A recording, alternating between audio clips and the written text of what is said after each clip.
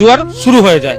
শুরু হওয়ার পরে হিরোইন কি চান করতে গেছে, পিছু পাটা ফেসে গেছে তাদের। তখন হিরো দেখতে পায়, ওকে ধরতে যায়। ধরতে যাওয়ার পরে দুজনেই ভেসে যায়। ওরা আগে শ্বেতাকে তোলে গাড়ি মানে বোটের উপরে, তারপরে রাহুলদাকে তোলে। সহ অভিনেত্রী শ্বেতাকে বাঁচাতে গিয়ে পানিতে ডুবে মারা যান অভিনেতা রাহুল বন্দ্যোপাধ্যায়। এবার সিসিটিভি ফুটেজে চাঞ্চল্যকর তথ্য পাওয়া গেছে। জনপ্রিয় টিভি সিরিয়াল ভোলে বাবা পার করে গার সিরিয়ালের শুটিং করতে গিয়েই দীঘার তালশীতে পানিতে ডুবে মৃত্যু হয়েছে কলকাতার জনপ্রিয় অভিনেতা রাহুল বন্দ্যোপাধ্যায়ের। অভিনেতার মৃত্যুতে শোকাহত হয়েছে টলিপাড়া সহ বাংলাদেশেরও দর্শকরা। রবিবার ভোলে বাবা পার করে গার শুটিং এর যে ক্যামেরাটা ছিল, যে ক্যামেরায় শুটিং চলছিল, সেই ক্যামেরাটা পুলিশ নিজেদের হেফাজতে নিয়ে গেছে। রাহুলের মৃত্যুর আগের বেশ কয়েকটা মুহূর্ত ধরা পড়েছে সেই ক্যামেরাতে। এরই মধ্যে উদ্ধার হয়েছে সেই ধারাবাহিকটির কয়েকটি ফুটেজ। ধারাবাহিকটিতে শুটিং করতে দেখা গিয়েছিল রাহুল এবং বেশ কিছু কলাকৌশলীদের। রবিবার সেখানেই সমুদ্রে তলিয়ে যান রাহুল।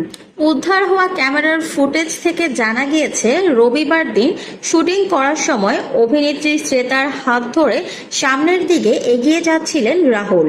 শ্বেতা ও রাহুল হাত ধরে পাশাপাশি সমুদ্রের দিকে হাঁটবেন, এমনই ছিল দৃশ্যটি।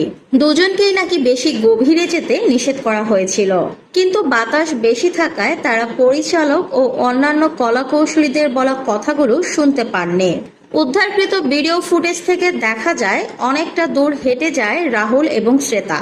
হঠাৎ করে পানিতে পড়ে যায় শ্বেতা। তখন তাকে বাঁচানোর চেষ্টা করেন রাহুল ব্যানার্জি। বড় ঢেউ আসায় নাকি রাহুলও পড়ে যায়। তখন কলাকৌশলীদের একজন এগিয়ে যায় তাদের উদ্ধার করতে। শ্বেতাকে উদ্ধার করতে পারলেও রাহুল পানির নিচে তলিয়ে যায়। তারপর রাহুলকে উদ্ধার করার জন্য পানিতে স্পিড বোট নামানো হয়।